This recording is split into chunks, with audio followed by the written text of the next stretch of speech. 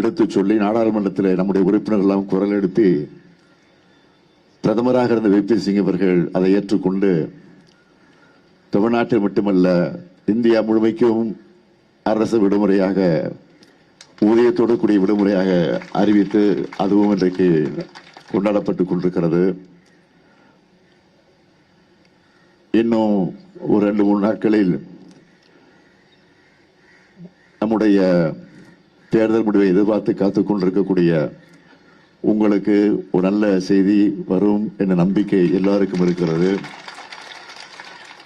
இந்த சூழ்நிலையில் நான் தெரிவித்துக் கொள்ள விரும்புவது எல்லாருக்கும் எல்லாம் என்ற தத்துவத்தோடு தான் அந்த கொள்கையோடு தான் நாம் ஆட்சியை நடத்தி கொண்டிருக்கிறோம்.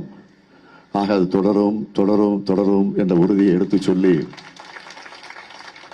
இந்த மேதின நினைவு பூங்காவை